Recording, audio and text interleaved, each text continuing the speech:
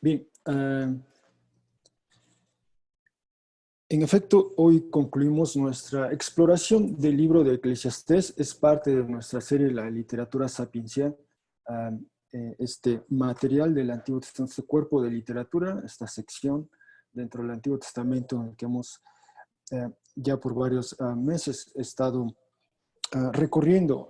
Vimos primero los Salmos, el libro de los Salmos. Exploramos varios de ellos, alrededor de 12, probablemente 11 o 12 de ellos. Después nos tomamos un tiempo para juntos abordar el libro de Proverbios, y ahora lo hemos hecho con el libro de Eclesiastés, y Dios mediante, como anticipó ya Julio, la próxima semana lo haremos con el libro del Cantar de los Cantares, y ese será el libro que sí veamos en su totalidad. Son 8 capítulos, los anteriores Salmos, 150 capítulos, Proverbios 31, Eclesiastés 12, y Cantar de los Cantares, 8 capítulos, así que siendo el más corto nos da tiempo de cubrirlo todo. Pero bien, volviendo a Eclesiastés, en efecto, nuestra última sesión, creo que esta es nuestra sexta sesión sobre el libro como tal, Eclesiastés. Ahora bien, quisiera, antes de entrar a considerar el texto que nos ocupa hoy, como bien anticipado, el epílogo, estos últimos versículos en el capítulo 12 del libro, quisiera hacerlo de esta manera. Es interesante, hay voces que se articulan en el mundo por una u otra razón y que procuran instruirnos, enseñarnos, llamar nuestra atención a algún asunto en particular. Una de estas voces surgió en 1823. The Lancet se llama esta primera publicación semanal, y se ha ramificado, se ha diversificado entre otras publicaciones. Esto dice The Lancet acerca de sí mismos. The Lancet comenzó como una revista médica general, independiente, semanal e internacional, fundada en 1823 por Thomas Whately. Desde su edición, la primera ocurrió el 5 de octubre de 1823, la revista ha procurado difundir ampliamente la ciencia, de modo que la medicina pueda servir y transformar a la sociedad e impactar positivamente las vidas de las personas. A lo largo de 2 siglos, The Lancet ha buscado atender los asuntos apremiantes de la sociedad, iniciar el debate, colocar a la ciencia en el contexto e influir en quienes toman decisiones alrededor del mundo. The Lancet se ha convertido en una familia de publicaciones, decía yo, se ha ramificado, se ha especializado, digamos, pero aún conserva la original, The Lancet, pero su creencia básica de que la medicina debe servir a la sociedad, que el conocimiento debe transformar a la sociedad, que la mejor ciencia debe conducir a mejores vidas. Bueno, se sigue siendo su intención. Y en la imagen que ustedes están viendo, en sus pantallas a su izquierda, ven la portada de la primera edición, el primer número que se publica de este semanario médico, digamos, The Lancet. Eso fue en 1823, 5 de octubre, y a su derecha ven la edición más reciente, ya está circulando, apenas publicada el pasado jueves, viernes, 27, perdón, ya, 26, perdón, o sea, ayer 26 de este mes y de este año. O sea, la edición más reciente de este semanario, pero además tiene revistas más especializadas o puntuales sobre ciertos temas.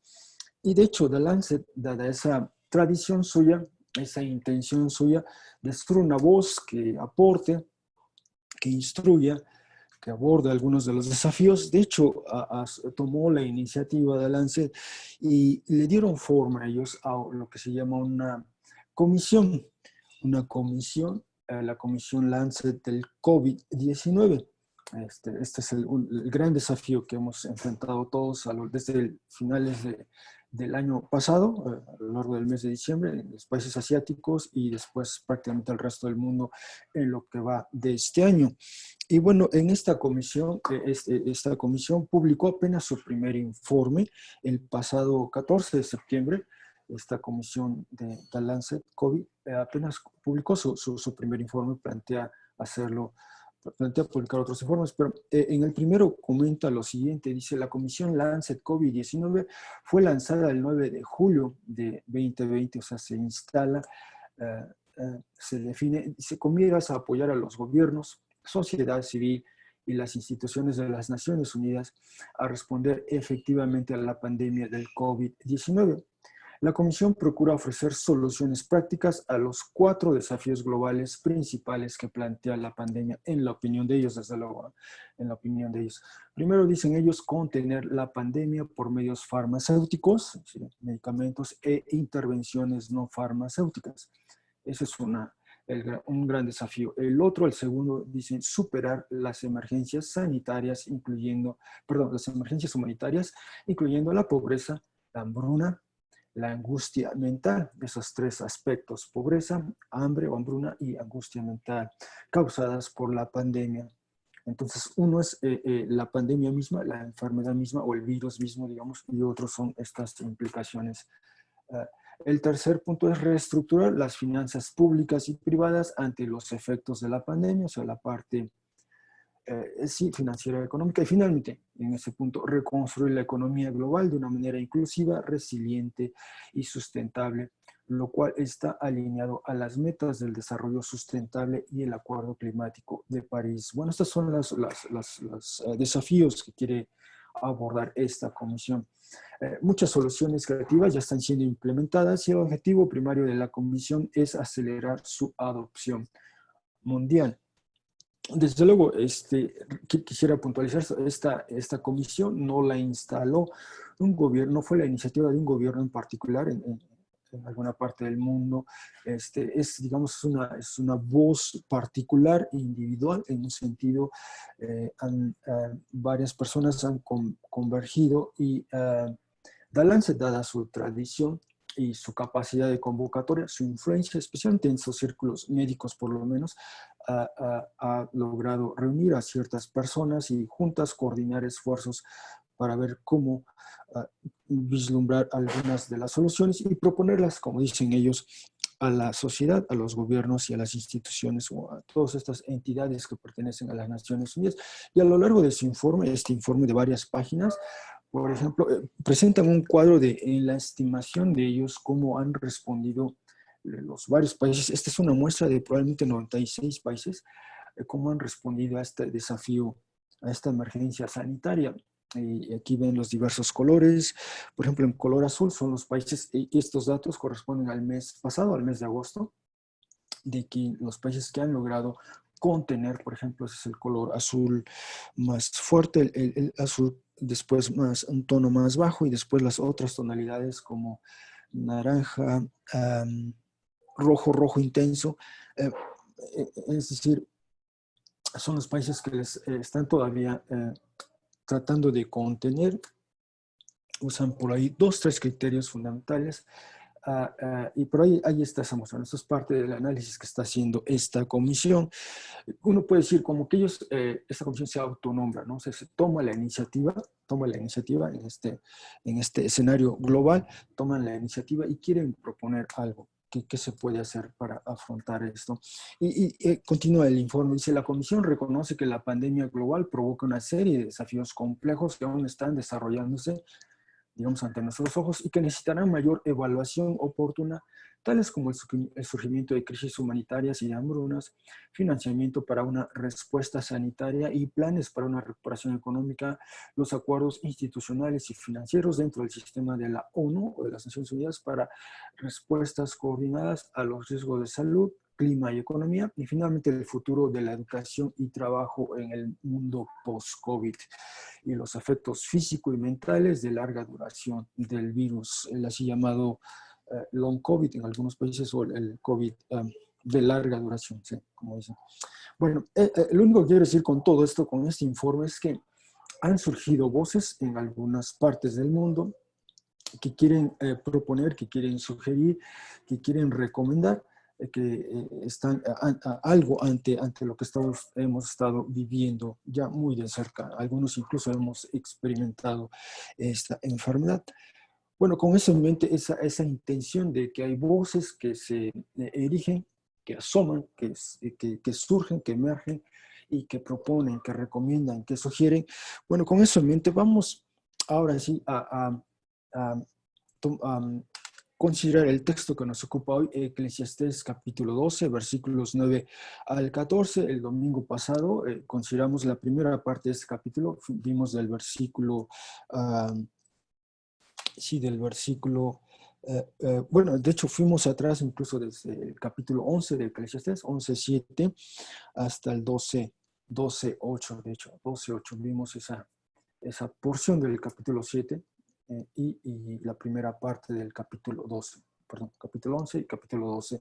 Y hoy concluimos, este es el epílogo como tal del libro, y lo que haré primero es dar lectura a esta traducción que presenta a ustedes del capítulo 12, versículos del 9 al 14. Y quizá, como ha sido el caso a lo largo de este libro, especialmente este libro, vimos los Salmos, vimos Proverbios, pero particularmente me he dado cuenta de Eclesiastés, Cogele como tal, la traducción que he estado haciendo probablemente difiere de las que ustedes tienen a la mano o al alcance. El texto en hebreo es de este documento, presenta varios desafíos a los traductores, cualquiera sea la persona que traduzca, presenta varios desafíos, ciertas ambigüedades, y entonces de ahí que cuando dé lectura probablemente algún versículo suene o parezca muy distinto a lo que yo lea aquí a lo que ustedes tengan en la traducción que estén utilizando. Pero quiero decir eso, el texto en particular, el texto en hebreo de Eclesiastés, de Kohelet, es un texto que sí, es un texto un tanto complejo en un sentido. Su traducción es un tanto ardua. Pero bien, daré lectura, versículo 9 del capítulo 12 hasta el 14. Este es el texto que veremos hoy. Y el resto de lo que llegó a ser Kohelet, sabio, incluso enseñó conocimiento o habilidad a la gente y ponderó e investigó, puso orden a una colección de muchos proverbios. Y por ejemplo aquí esta frase, a una colección de, yo estoy sugiriendo esa manera de leer el texto en hebreo, literalmente diría, puso orden, muchos proverbios. Así que es una posibilidad. 12:10, buscó Kohelet al encontrar palabras deleitosas y placenteras, y fue quien escribió puntualmente palabras o dichos de verdad. 12:11, palabras o dichos de los sabios, como aguijadas o pullas, es decir, estas aguijadas o pullas son estos, digamos, estas como varas que tienen una punta a veces, vale la redundancia, puntiaguda o incluso de hierro, y que se usan para digamos, hacer que reaccione el animal, en este caso un caballo, un buey, un animal de carga, digamos, como aguijadas y pullas y como puntas de los cuernos de un buey que son incrustados. Esas son las palabras o dichos de los sabios. Y luego viene esto, probablemente este versículo, el 12:11, el versículo 11 sea uno que difiera en las traducciones que ustedes tengan a la mano con lo que yo estoy proponiendo aquí. Amos o señores de las colecciones que son dadas por quien pastorea, el 1. 12:12. Y bueno, desde luego, en un momento explicaré más esto. 12:12. Y el resto de ellos, mi hijo, sea advertido, al hacer muchos rollos de papiro o muchos escritos, no hay fin. Y mucho estudio es fatiga o es cansancio de la carne o del cuerpo. 12:13. El fin de la palabra o el fin del discurso. El todo o la totalidad sea escuchado o sea considerado o sea atendido. Al verdadero Dios teme y sus mandamientos guarda u observa o preserva, ya que esto se espera de todo el ser humano o de toda persona. 12:14, ya que a todo trabajo o a todo hecho, el verdadero Dios hará traer a juicio, en particular, todo lo que está oculto, si es bueno, placentero, y si es malo. Bueno, hasta ahí concluye la lectura de este texto, de este pasaje que nos ocupará el día de hoy. Y en un momento iremos haciendo algunas precisiones. a lo largo de él. Pero quisiera nuevamente remitirme a estas observaciones preliminares. Quisiera reiterar algo que comenté la semana pasada o incluso la anterior, sobre que nos ayudará a apreciar mejor el libro. Hemos dicho, el texto bíblico tal y como lo tenemos hoy en nuestras manos o en nuestras pantallas, digamos, el texto que va desde Génesis capítulo 1 hasta Apocalipsis 22. Bueno, todo ese texto bíblico, la Biblia como tal, comenta, narra vale la redundancia, esta gran narrativa, da cuenta de esta gran narrativa, nos relata esta gran narrativa. Y esta gran narrativa se puede apreciar de varias maneras. Este es un modelo, digamos. Consideremos esto los episodios, digamos, o los capítulos de esta gran narrativa. El primer episodio, la creación, Génesis 1, Génesis 2, y después algunos otros textos que vuelven a la creación y hay una reflexión teológica en torno a ello, o nos aportan algo más, Salmo 8, Salmo 19, Salmo 148, Proverbios 8, por mencionar algunos textos en el Antiguo Testamento que vuelven a este tema de la creación. Pero de la creación después viene la caída, ese episodio especialmente en Génesis 3 y las implicaciones inmediatas en Génesis 4, Génesis 5, Génesis 6, y nos quedamos con ese cataclismo, ahí viene ese diluvio, esa respuesta de Dios hacia ese mal que se ha extendido a toda la creación. Y después, a partir de Génesis 9, digamos, vemos primero a Noé y su familia, un nuevo comienzo, una nueva creación, si se quiere, un nuevo comienzo, y posteriormente dentro de sus descendientes, Abraham y Sara, y posteriormente los descendientes de ellos, los hijos de Israel, y ello continúa con todo, eso es lo que resta del Antiguo Testamento que nos deja en suspenso. Y entonces vemos, leemos, aprendemos de Jesús a través de los evangelios, 4 evangelios canónicos, y después la información adicional que nos dan las epístolas, esa reflexión teológica sobre los eventos cruciales de la vida de Jesús. Y desde luego tenemos la iglesia, de la que nos habla en sus inicios el libro de los Hechos, y también algunas de las epístolas del Nuevo Testamento. Y bueno, tenemos ese episodio, el juicio final al que apuntan, con la lectura que Max nos hizo favor de leer de Hechos 17, concluye con esa expectativa en el porvenir. Habrá un juicio, como también la lectura que acabamos de hacer de Eclesiastés anticipa ese juicio. Y finalmente, el último episodio es la nueva creación. Bueno, hemos visto este modelo y la variante que presentaba la semana pasada es importante en términos de comprensión del texto bíblico, en términos de su interpretación, es rescatar, recuperar esta habilidad, esta disposición, esta actitud de leer cualquier porción del texto bíblico sabiendo que algo ha ocurrido antes. Por ejemplo, el episodio de la caída supone que existió la creación, y lo mismo los eventos que leemos en este periodo, Noé y su familia, Abraham y Sara, o los hijos de Israel, toda esa porción del texto bíblico supone que previo a ello primero se dio la creación y después la caída. Y cuando llegamos a Jesús en los evangelios, leer los evangelios, el lector tiene que reconocer que los evangelios presuponen, asumen que ocurrió la creación, después hubo una caída y después este esfuerzo a través de los hijos de Israel, y nos deja en suspenso con Jesús. Y lo mismo cuando vemos la iglesia, en el libro de los Hechos, supone todo lo anterior, hubo una creación que dio paso a una caída, después este esfuerzo a través de los hijos de Israel, pero finalmente el clímax de esta narrativa es Jesús, y de ahí comienza la iglesia.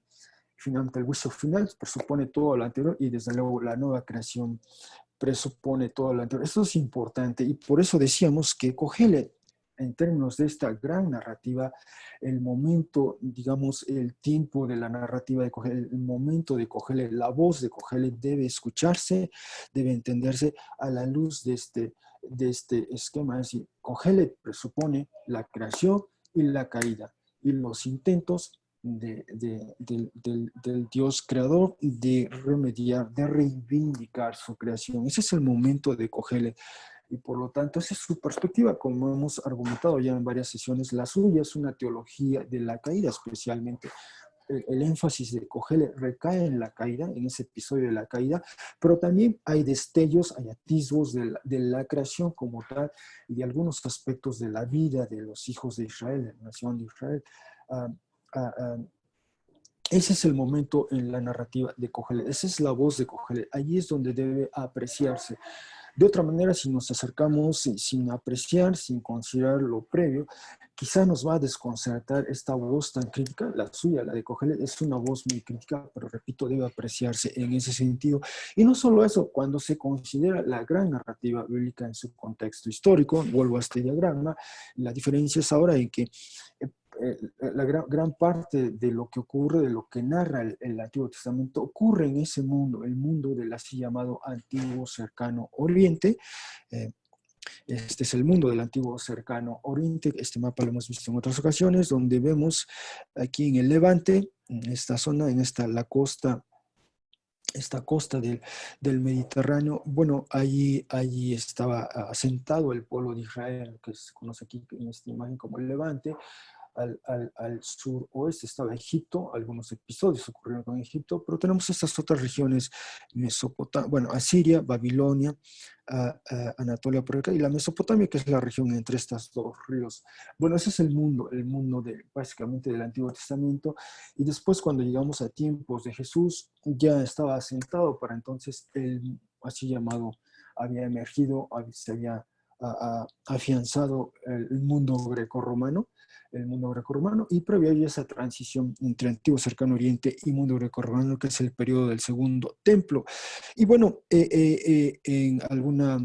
probablemente la semana pasada o hace 2 semanas, hablando del Antiguo Cercano Oriente, por ejemplo, hay voces también, hubo voces, quiero decir, hubo otras voces. Kohelet, la voz de Kohelet se escuchó, especialmente en el territorio de Israel, pero hubo otras voces que quizá en algunos puntos coincidían con la perspectiva de Kohelet. Por ejemplo, me remito a este poema babilonio, Gilgamesh. Se han recuperado este poema, estas tablas sí, bueno, se han recuperado estas tablas, se han podido traducir. Y, por ejemplo, esta porción de este poema babilonio Gilgamesh, la tercera tablilla en la columna cuarto, dice lo siguiente: ¿quién puede alcanzar el cielo, amigo mío? Solo los dioses moran con Shamash en el cielo eternamente. La humanidad tiene sus días contados, todo cuanto hace es viento. Ya tan solo esa frase nos ha de resultar familiar. Recuerden lo que dice Kohelet varias veces, especialmente versículo 2 del capítulo 1 y nuevamente el 12:8, ¿no? Vanidad de vanidades, el todo es vanidad. Y esa es la frase, una de las frases favoritas de Eclesiastés. Todo cuanto hace es viento, es eso, es vanidad, no tiene valor, digamos. Entonces, lo único que quiero decir es que esa voz de Kohelet, bueno, en un sentido, había parte de este sentir en otras partes del mundo. Repito, esto viene de esta zona de Babilonia, el poema que estamos leyendo. Y este extracto también creo que lo escuchamos la semana pasada o hace 2 semanas, no, perdón, hace un par de semanas, veíamos, cuando vimos esa porción que usualmente se conoce como carpe diem, esa frase en latín que es decir, uno tiene que cosechar. Sí, carpe diem es como um, trata de obtener lo mejor del día, ¿no? Sácale el mejor provecho al día, literalmente es cosecha lo que ya está por eso, listo para ser cosechado, la redundancia, durante el día, ¿verdad? Es eso, o sea, es esa idea. Y aquí haciendo un eco bueno, mostrando similitud con Eclesiastés 9 del capítulo 9, versículos 7 al 10. Gilgamesh, hacia donde corres, la vida que persigues, no la encontrarás. Cuando los dioses crearon a la humanidad, le impusieron la muerte. La vida la retuvieron en sus manos. Tú, Gilgamesh, llena tu vientre. Que en Eclesiastés dice, come, bebe, ¿no? Día y noche vive alegre. Haz de cada día un día de fiestas, diviértete y baila noche y día, tus vestidos sean inmaculados, lavada tu cabeza, tú mismo siempre bañado. Mira al niño que te tiene de la mano, que tu esposa goce siempre en tu seno. Tal es el destino de la humanidad. Y hay a cierto punto una similitud con lo que leímos hace un par de domingos en Eclesiastés 9, especialmente esta porción, del 7 al 10, ¿no? Se le recomienda ahí. Kohelet hace esa propuesta de eso, de obtener, de hacer lo mejor, de disfrutar en su mayor intensidad el día, porque la perspectiva de Kohelet era esa, ¿verdad? Venía después la muerte. Bueno, ese es un punto. El otro punto es, como tradicionalmente lo hemos hecho a lo largo de esta serie de literatura sapiensal, recuerden, un distintivo de esta porción del texto bíblico está escrito como verso. Es verso, no es prosa, y por lo tanto invita especialmente a este tipo de análisis. Y yo presento, ofrezco, planteo esta propuesta a ustedes, esta porción que leímos, los versículos del 9 al 14 del capítulo 12, pudieran apreciarse así. Estos primeros dos versículos del 9 y 10 nos ofrecen una suerte de boceto biográfico, añaden a lo que ya en principio sabíamos sobre Kohelet, sobre esta persona que hemos estado leyendo y aprendiendo. Hemos visto el mundo, hemos explorado, nos hemos familiarizado un poco con la perspectiva de Kohelet. Pero ¿quién fue en sí Kohelet? Bueno, aquí se nos dice algo más, se nos dice algo de él como sabio, como maestro, como investigador, como escritor, todas estas facetas en la vida de Kohelet. Ese es un aspecto. Y si uno avanza en el texto, versículos 11 al 12, vemos, se abre una suerte de paréntesis, si me permiten plantearlo así, una suerte de paréntesis, y se nos informa, se nos comunica los efectos de la actividad intelectual, esa actividad intelectual que llevó a cabo Kohelet. Desde luego, este es un término muy contemporáneo a la actividad intelectual, pero vamos a usar la ciudad. Esa es la actividad que llevó a cabo Kohelet, y nos comunica los efectos en los oyentes de esta actividad intelectual. Es decir, se nos dicen que son como estas varas que tienen estas puntas que pican, que causan escozor, o se pican, o incluso horadan o traspasan, ¿no? Que es el efecto de este discurso, de este mensaje. Y probablemente nosotros nos hemos sentido así cuando hemos leído algunas de las expresiones, a veces un tanto sombrías, a veces un tanto crudas, de Kohelet, ¿no? De cómo nos describe la vida en esa perspectiva. Y también, creo, es mi opinión, es mi propuesta, repito, esta es esa parte del texto en hebreo un tanto compleja, pero una posibilidad es que aquí apunta a la fuente última de la sabiduría, es decir, de quién viene toda esta sabiduría. Y finalmente, otro de los efectos de la actividad intelectual son en Kohelet mismo, ¿no? Aunque lo informa a la otra generación, pero es decir, cómo vive Kohelet esta actividad en la que en la que ha estado inmerso y que nos comunica a lo largo de su libro. Y finalmente, los últimos dos versículos propiamente son ya una suerte de conclusión a todo este discurso del que hemos explorado algunas partes.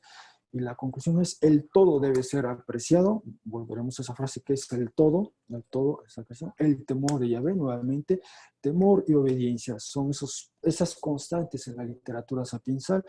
Lo vimos algo de ellos en Salmos. De hecho, la lectura que nos hizo favor, el texto que nos hizo Niri de leer, el Salmo 111, Salmo 111, versículo 10, concluye con ello.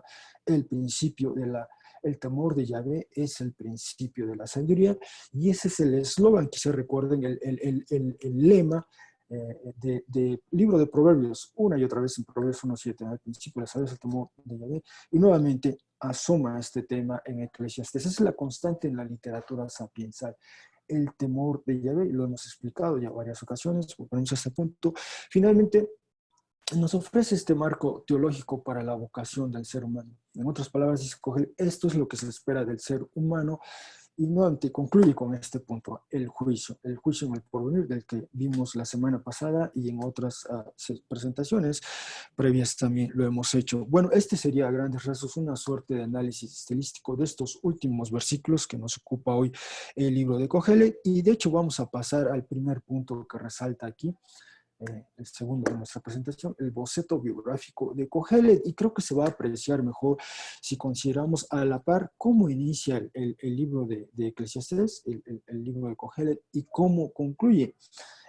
Desde luego, esta fue parte de nuestra introducción. En esa primera sesión sobre Eclesiastés vimos esta porción Eclesiastés del capítulo 1, versículo 1 al 11, pero hoy vamos a ver estos 4 versículos del capítulo 1. Dice, palabras de Cogelet, hijo de David, rey en Jerusalén. Así comienza Eclesiastés 1:1 y 1:2 nos introduce así inmediatamente, sin rodeos, sin ambajes. Este es el tema de Cogelet, la vanidad de las vanidades, dijo Cogelet, la vanidad de las vanidades, el todo es vanidad, es fugaz, es sin valor. Ahí está la frase, el todo es vanidad, es fugaz, sin valor. Yo, Cogelet, dice en el 12 ya, posteriormente, fui rey. Esa es una manera de entender este pasaje. Fui rey o he sido rey sobre Israel en Jerusalén o Jerusalén. Fijé mi corazón para buscar o estudiar o inquirir y para explorar con sabiduría todo lo que es hecho bajo los cielos. Ello, es decir, eso que se hace, es un asunto, es una ocupación. El término en hebreo puede entenderse como malo, desagradable o de escaso valor. Dio o otorgó Dios a los hijos del ser humano para estar agobiado con ello. Y esta última expresión, bueno, este último versículo, la última parte del versículo 13, que están viendo en sus pantallas del 1:13, se repite en Eclesiastés 3:10. Es prácticamente lo mismo. Dice, un asunto que Dios o que otorgó Dios a los hijos del ser humano para estar agobiado con ello. Exactamente eso dice Eclesiastés 3:10. Bueno, así comienza el libro de Eclesiastés y ahora concluye de esta manera. La vanidad de las vanidades, dijo Cogelet, el todo es vanidad, es fugaz, es sin valor. Y el resto de lo que llegó a ser Cogelet, sabio, es un paréntesis, sabio, se nos dice que era sabio, incluso enseñó conocimiento o habilidad a la gente. Es decir, estuvo esa faceta de ser maestro, instruyó, enseñó a sus contemporáneos. También tuvo esa otra faceta, la de ponderar e investigar. Es decir, recaba, analiza, busca, explora y después pondera, analiza, sopesa. Y también esta otra, puso orden, dice, a muchos proverbios, una colección de muchos proverbios. Digamos, la hizo de editor, si se quiere ver, para usar un término contemporáneo. 12:10 buscó Cogelet al encontrar palabras deleitosas y placenteras. Y bueno, debo decir, quizá nos hemos apreciado el texto de Eclesiastés y, por ejemplo, el capítulo 3, los primeros versículos, del 3 del 1 al 8, es un poema, ¿recuerdan? El tiempo, todo tiene un tiempo, todo tiene su tiempo, como propiamente ahora se dice. Y ese poema es extraordinario, el balance, digamos, lingüístico, estilístico que refleja ahí es extraordinario, debo decir, y refleja eso, refleja esta evaluación que estamos haciendo, bueno, que el texto mismo hace Cogelet. También se nos dice, fue quien escribió puntualmente palabras de verdad o dichos de verdad. Entonces, aquí vemos, especialmente en letras negritas, el nombre de Cogelet que figura 6 veces en estas citas, y hay una porción, hay una ocasión más en el texto que se destaca el nombre de Cogelet, solo figura 7 veces en todo el texto, pero si nos damos cuenta, solo una vez en 1:12 se nos dice que fue rey o ha sido rey, fue rey, y el resto de los otros verbos que conjugan su nombre o adjetivos tienen que ver con una actividad más intelectual, más que gobernativa, como supone el versículo 12 del capítulo 1. Él fue sabio, él enseñó, él ponderó, él investigó, él puso orden, él buscó, él fue quien escribió. Y 1:13, buscó, inquirió, exploró con sabiduría. Esa fue el énfasis en su vida. Eso fue lo que dominó su vida. Una actividad, diríamos hoy día, intelectual más bien, más que 1:2, más que, perdón, 1:12. Y por lo tanto, quizás recordemos, ¿no? Cogelet, el vocablo Cogelet en realidad es el participio femenino del verbo kahal, que significa reunir, recopilar, ensamblar. Y el sustantivo kahal, que comparte la misma raíz verbal, significa contingencia, asamblea. Entonces, o sea, puede traducirse asamblea, convocación, congregación. Entonces, se ha sugerido que tal término puede significar líder de la asamblea, orador de la asamblea, o bien, es una posibilidad, o bien es coleccionista de sentencias o adagios o predicador. el nombre solo figura 7 veces. Eso lo comentamos en la introducción del libro y decíamos también, como aparece en el versículo 1 del capítulo 1, hijo de David, decíamos que en el texto bíblico la expresión hijo de David, Ben David, ocurre solo 10 ocasiones en el texto hebreo del Antiguo Testamento y se le atribuye a Absalón, a Amnón, a Shelomo o Salomón, la mayoría de ellas, a Kohelet, solo 1:11, y a Jerimot. Y entonces la pregunta, viendo esta información, capítulo 1 y capítulo 12 especialmente, la pregunta es, ¿fue realmente Kohelet un rey? Este es algo que ha generado cierta conversación, cierto incluso debate. ¿Fue realmente Kohelet un rey? Eh, bueno, si ese fue el caso, si él fue un rey, como dice en versículo 1:12, que él fue rey de todo Israel, o fue rey sobre todo Israel en Jerusalén. Y cuando dice eso, entonces presupone que es el tiempo de la monarquía unida, cuando todavía el reino de Israel era uno solo, no se había fragmentado, y tenía su sede, su capital, si me permiten decirlo así, en Jerusalén, pero se gobernaba todo el territorio de Israel. Bueno, si Kohelet fue rey, si ese fue el caso, bueno, probablemente en algún momento abdicó, porque habla en tiempo pasado, se puede decir que hablaba en tiempo fui rey, esta fue mi experiencia, ahora doy cuenta de ella.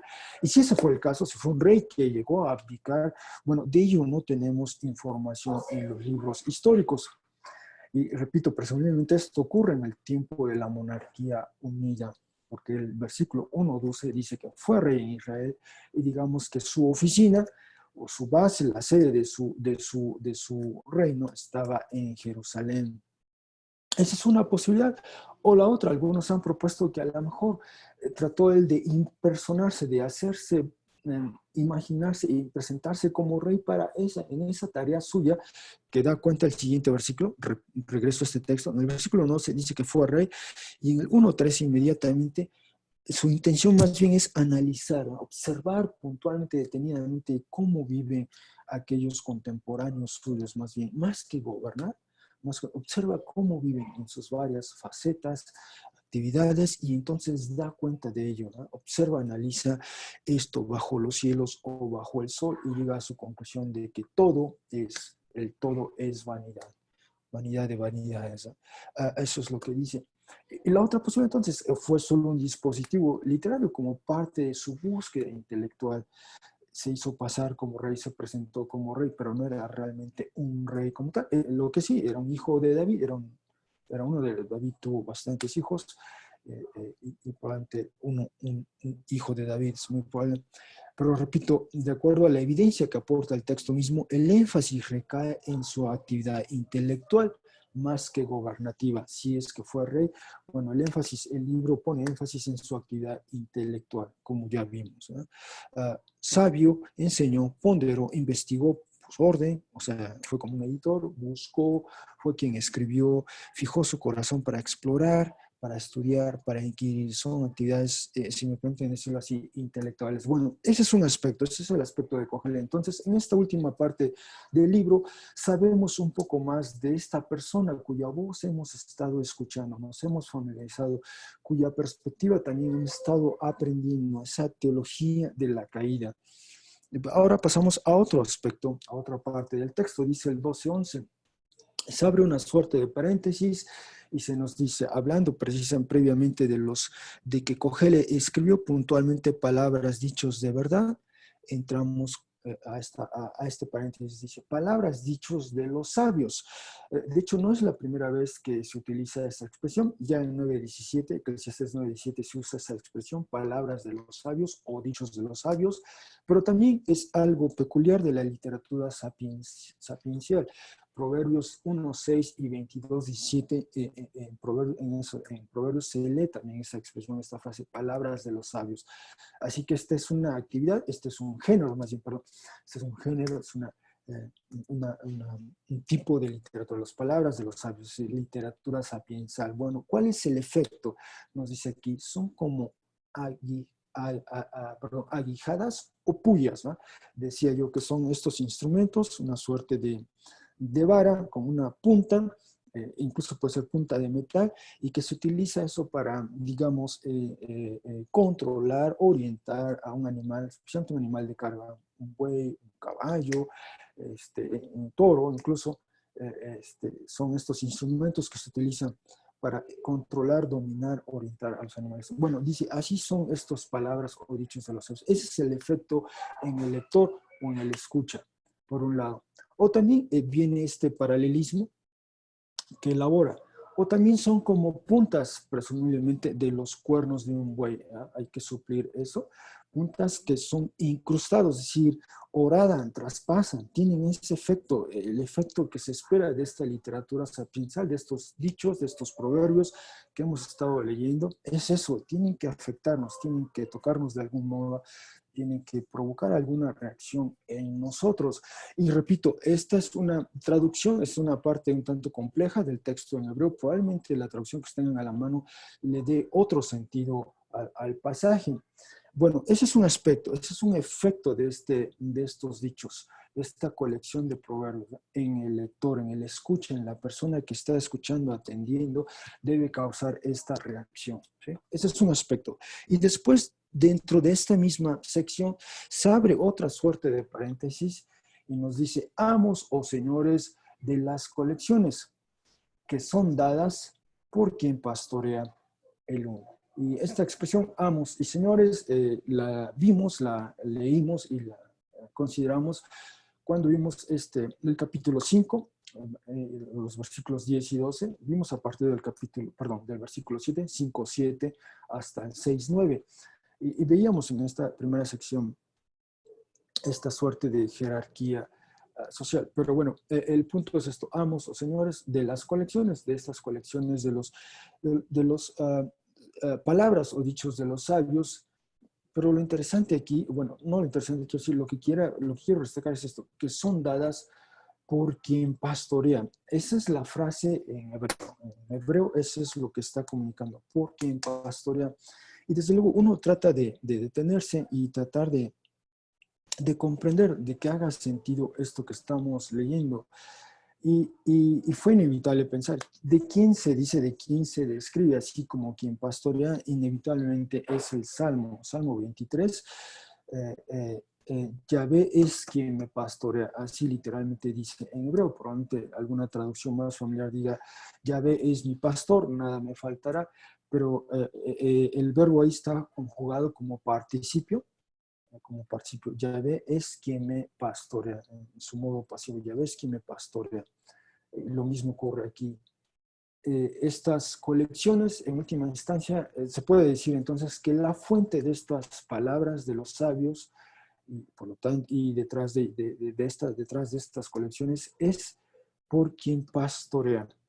Y corresponde desde luego la imagen, las aguijadas, las pullas, bueno, también se utilizan para el ganado, incluso, y por lo tanto, aquí asoma esta imagen por quien pastorea. ¿Y quién es este que pastorea? También el hebreo dice aquí, puede entender así, el uno, dice uno como tal, ¿no? Y desde luego, esta es una propuesta. Probablemente sus traducciones a lo mejor tienen otra manera de, valga la redundancia, de traducir este texto, pero yo les planteo esta. Para mí hace sentido, si esta es la traducción, o si es una traducción viable, factible, en última instancia, la fuente de quien procede todas estas palabras de los sabios, de las cuales algunas recopiló Kohelet, como vimos en el texto anterior. Kohelet fue quien buscó, quien puso orden, perdón, a una colección de muchos proverbios, fue quien escribió puntualmente dichos de verdad, y bueno, ¿cuál fue la fuente en última instancia de estos dichos de verdad? Aquí nos dice que es quien pastorea, y el uno. El uno, es decir, si uno viviera en aquella época, en el periodo de la monarquía unida, incluso monarquía dividida, pero incluso antes, el Deuteronomio 6.4 era uno de los credos básicos fundamentales del pueblo de Israel.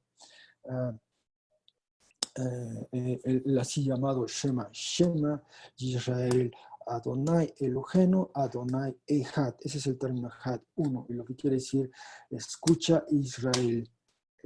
Yahvé, nuestro Dios, Yahvé es uno. Yahvé es uno. Y es el mismo término uno, el adjetivo uno, el adjetivo numérico uno, el que se emplea aquí en Eclesiastés. Entonces, esta idea de por quién pastorea, una alusión, por lo menos al Salmo 23:1, y el uno, que es el credo básico de cualquier israelita de aquella época, Deuteronomio 6:4, oye Israel, Yahvé nuestro Dios, Yahvé es uno. Puede ser, esta es una posibilidad, repito, es una posibilidad que probablemente en este texto un tanto complejo, y complejo por lo tanto de traducir y de entender, quizá hay esta alusión de que la fuente de la sabiduría, de estos dichos de los sabios, de estas palabras de los sabios, es decir, no fueron ellos en última instancia los autores, sino detrás de ellos hubo alguien más que es Yahvé, Dios, Yahvé Dios. Él es el uno, el único, digamos, el credo básico israelita. La figura, una de las figuras clásicas de Yahvé, Yahvé es quien me pastorea, dice el Salmo 23, bueno, de él procede esta sabiduría, y en un sentido es el tema afín a toda la literatura sapiensal, el principio de la sabiduría, el comienzo de la sabiduría es el temor de Yahvé, o sea, está vinculada la sabiduría, los dichos sabios con Yahvé mismo, con el conocimiento de Yahvé, de saber quién es Él, qué ha hecho y por lo tanto qué espera de nosotros, sus criaturas, digamos. Haría sentido, si me permiten, esta propuesta, pero ahí está.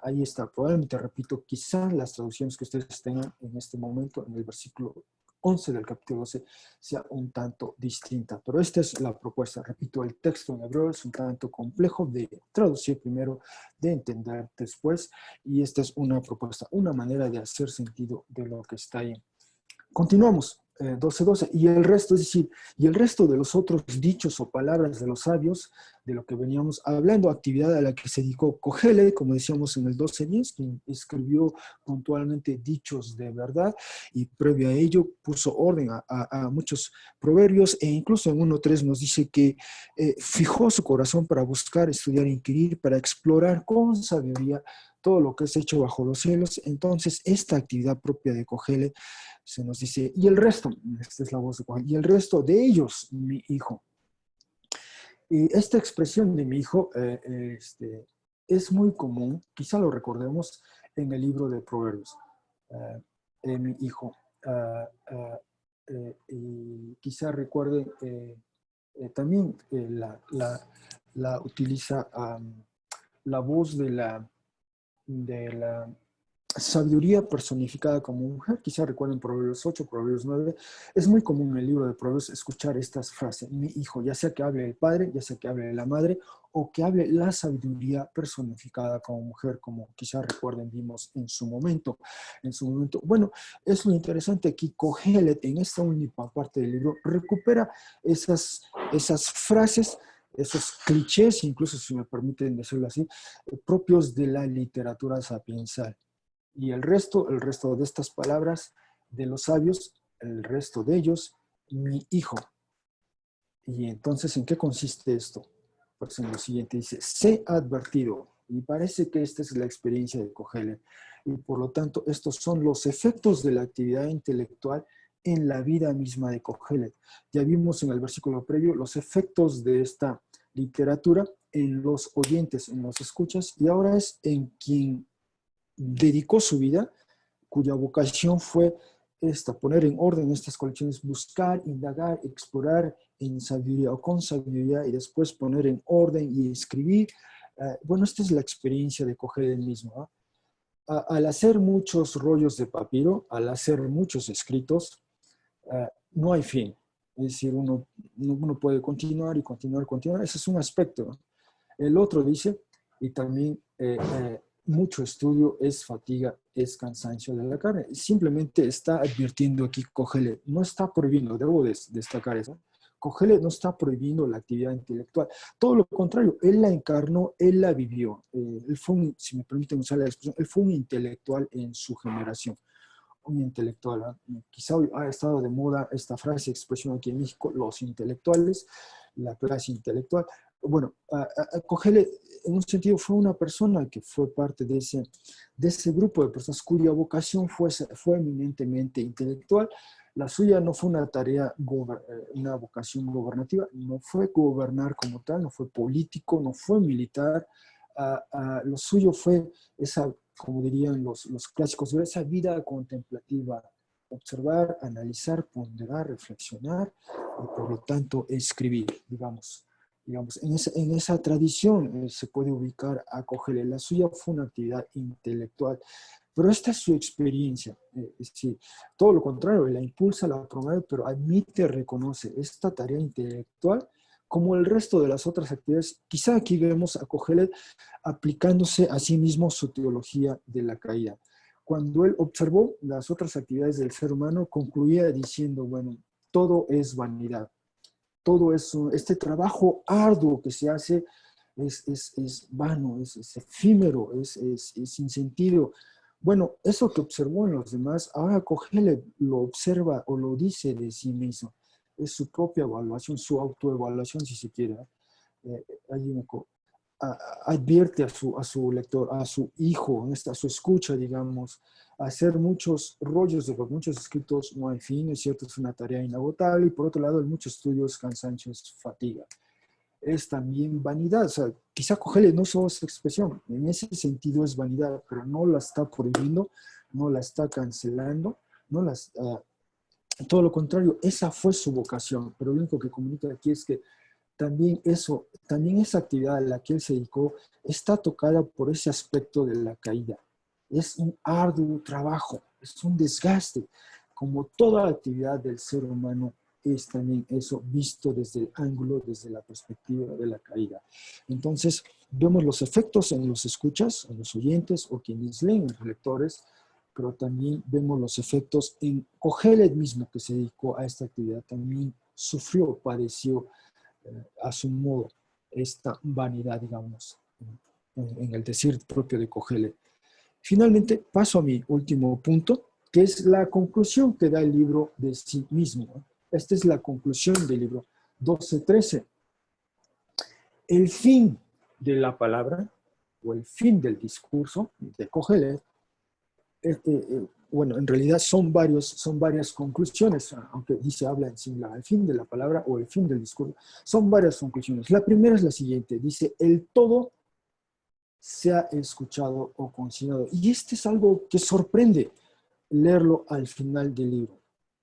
Permítanme explicarme por qué. Cuando lee uno el principio, este es el comienzo del libro, lo están viendo a la izquierda de su pantalla, capítulo 1, versículo 2, es decir, 1:1 se presenta a Cogelé, palabras de Cogelé, hijo de David, rey de Cogelé, y en 1:2, inmediatamente, sin rodeos, sin ambajes, nos dice, la vanidad de las vanidades, dijo Cogelé, el todo es vanidad o es fugaz, es sin valor, y esa frase se reitera, se repite, y se vuelve a repetir incluso en 12:8, el todo es vanidad, es fugaz, y por lo tanto es sorprendente que al el final de todo el discurso, la conclusión del discurso nos diga, más bien nos dé una valoración más positiva de ese todo o de esa totalidad.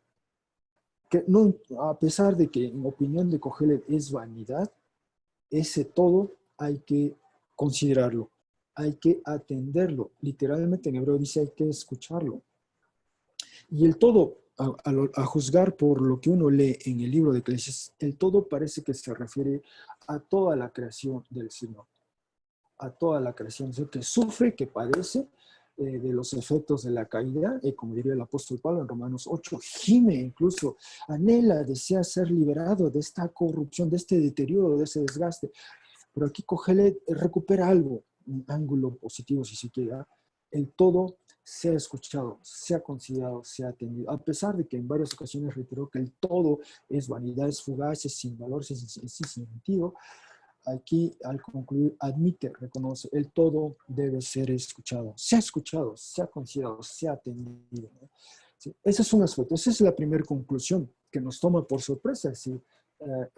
Cogelé ahora nos dice algo distinto y positivo sobre el todo, y probablemente aquí el todo es toda la creación de Yahvé Dios. Esa es una conclusión. Lo segundo dice, al verdadero Dios teme. Esa es una orden, en realidad, porque el verbo temer está aquí conjugado en modo imperativo, y por lo tanto dice, al verdadero Dios teme. teme. Y esta es la esencia, digamos, de la literatura sapiensal que hemos estado explorando a lo largo de todos estos meses. Los Salmos, Proverbios, el libro de los Salmos, el libro de los Proverbios, el Eclesiastés, quizás surja el Cantar de los Cantares, el, al verdadero Dios teme. Miri nos hizo favor del Salmo 111 y el Salmo 111 en su versículo 10 concluye justamente con esa expresión. El principio o el comienzo de la sabiduría es el temor de Yahvé, o viceversa, el temor de Yahvé es el comienzo o principio de la sabiduría. Y eso se repite en Proverbios 1.7, por mencionar un texto, Proverbios 1.7. Entonces, esa es la esencia, el punto central, la propuesta central de la literatura sapiensal. La vida debe vivirse a la luz del temor de Yahvé, y como en su momento lo hemos explicado, el temor de Yahvé no es vivirlo en el terror de Yahvé, hay que precisarlo. El temor de Yahvé más bien invita a eso, a amar a Yahvé, a escucharle, a que con todo el ser se le atienda, se le escuche y uno oriente la vida a la luz de sus indicaciones, de sus instrucciones. Después de todo, Él es nuestro creador, y no solo es nuestro creador, también nuestro redentor. Eso lo podría decir un israelita, y también hoy lo puede decir alguien que ha creído en Jesús. Exactamente, puede decir exactamente lo mismo. Entonces, al temor, al verdadero Dios teme, y no solo es algo peculiar de la literatura sapiensal, como tenemos ahí Salmo 111, versículo 10, o Proverbios 1.7, sino también en la literatura profética, en esta expectativa, si me permiten decir así, mesiánica, en Isaías 11, se nos habla de un descendiente de David extraordinario, dotado con el espíritu de Yahvé, 7 aspectos del espíritu de Yahvé, y concluye diciendo que en él está el temor de Yahvé. El temor de Yahvé, esta figura mesiánica, este descendiente de David al que se esperaba en el porvenir y que se materializa en Jesús, iba a estar presente el temor de Yahvé. Así que en la literatura sapiensal y después en la literatura profética, esto se vuelve una expectativa. Al verdadero Dios teme. Y no solo eso, dice también Cogelet, esa es su segunda conclusión. Su tercera, y sus mandamientos guarda, u observa, o preserva. Y también aquí Cogelet vuelve a esos aspectos esenciales, digamos, del pacto. Quizá recordemos, por así decirlo, Éxodo 20. El pueblo ha salido ya de Egipto, ha cruzado las aguas, llega a esa montaña extraordinaria, y allí en la cima de la montaña Dios manda llamar a Moisés, y Yahvé Dios conversa con Moisés y le comunica y le cuenta esto, y le dice, entre otras cosas, yo soy el Yahvé Dios quien los rescaté, los liberé de Egipto, y por lo tanto las implicaciones de ellos son las siguientes.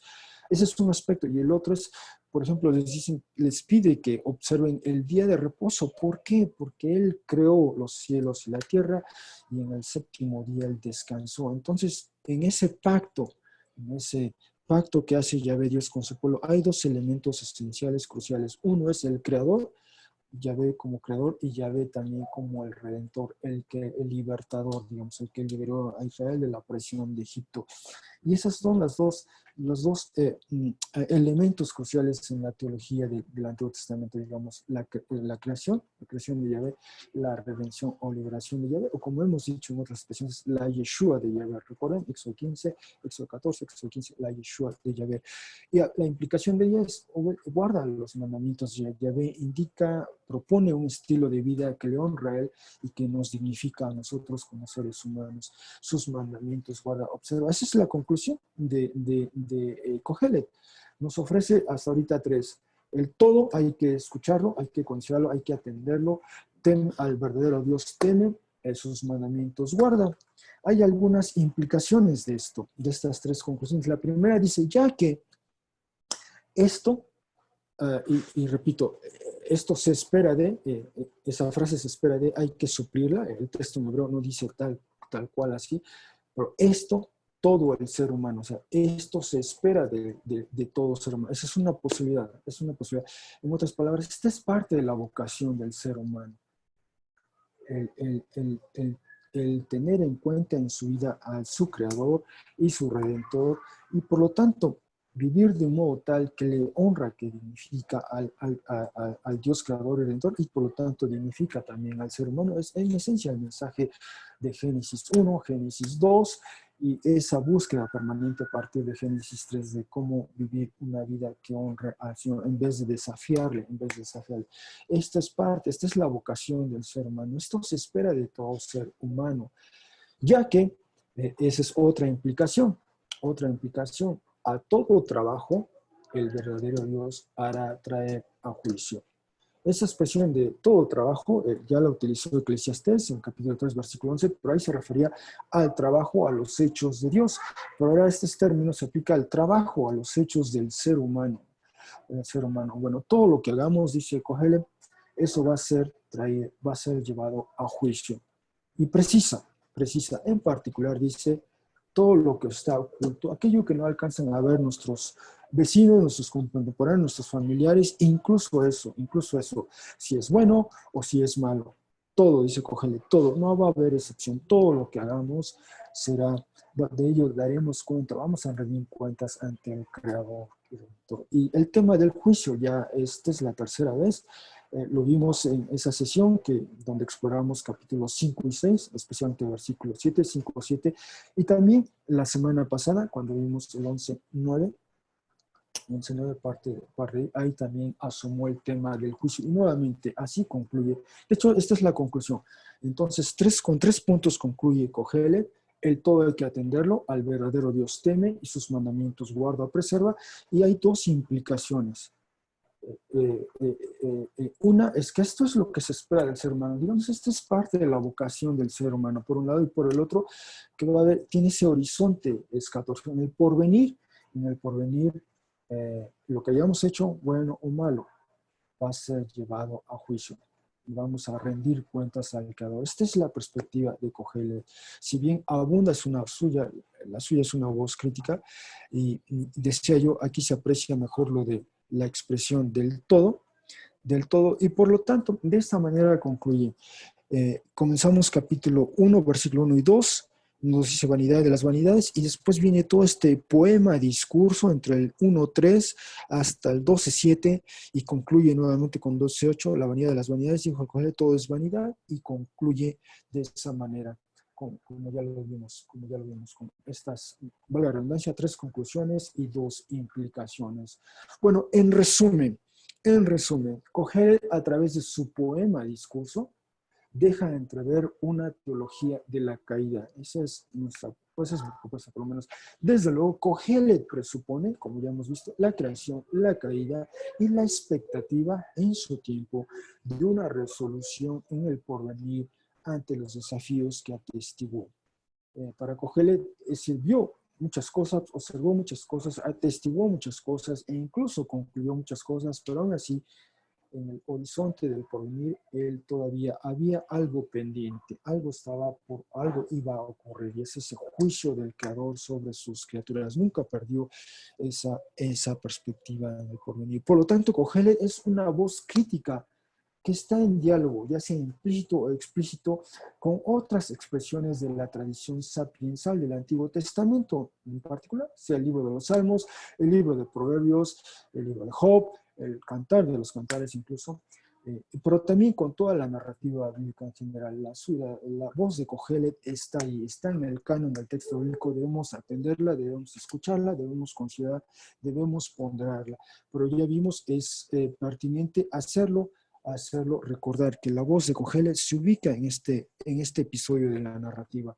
Ese es un buen marco para apreciar mejor el discurso de Cogelet. Bueno, algunas implicaciones de lo que vimos hoy. La teología de la caída que presenta Cogelet, cómo nos ayuda a apreciar primero el entorno en que vivimos, incluyendo la actual coyuntura marcada por la pandemia, primero. Y segundo, cómo nos ayuda esta teología de la caída a apreciar el mensaje y los hechos del Evangelio de Jesús. El hecho de que Jesús se encarnó, vivió entre nosotros, murió en una cruz, pero al tercer día resucitó, ascendió y está exaltado. ¿Cómo nos ayuda la teología de la caída de Cogelet a apreciar mejor el Evangelio de Jesús? Otra implicación quizá es la actualización cristológica en el Nuevo Testamento, por lo menos, de algunos puntos centrales del discurso de Cogelet. Por ejemplo, la vocación del ser humano en Jesús, nuestra vocación sufre o más bien experimenta una reorientación. Ahora tenemos otra manera de saber por qué estamos, que explica lo que hacemos y por qué lo hacemos, con qué ímpetu, con qué ánimo, con qué perspectiva hacemos lo que hacemos, digamos, valga la redundancia. Y también el juicio, su hermano Max nos hizo favor de leer en Hechos 17, el juicio se ha designado, decía Pablo ante los atenienses, ¿no? Como este hombre que resucitó de entre los muertos a Jesús, como dice Pablo después en Romanos, el Hijo de Dios, bueno, él será el juez, digamos. Entonces, el juicio tiene ahora una actualización, se actualiza en términos cristológicos. Bueno, todo lo anterior, ¿cómo ilumina nuestro concepto de escritura? Kohelet vive en un tiempo y después ocurren otros eventos y la escritura misma se actualiza, ¿no? Cómo ilumina nuestro concepto de escritura y autoridad de la escritura también. Y finalmente, si Kohelet de alguna manera anticipa a Jesús, pues el punto es también en este tiempo, ya hemos conocido y creído, ya hemos conocido a Jesús, ya hemos creído en Jesús. Kohelet nos deja con esa expectativa, algo está por ocurrir, algo está por pasar, y en efecto, algo pasó, algo ocurrió en Jesús, y esa es la pregunta. Bueno, con todo lo anterior, concluimos así nuestra exploración del libro de Eclesiastés, y Dios mediante la próxima semana comenzaremos otro segmento de la literatura sapiencial. Gracias y cedo nuevamente la palabra a Julio. Gracias.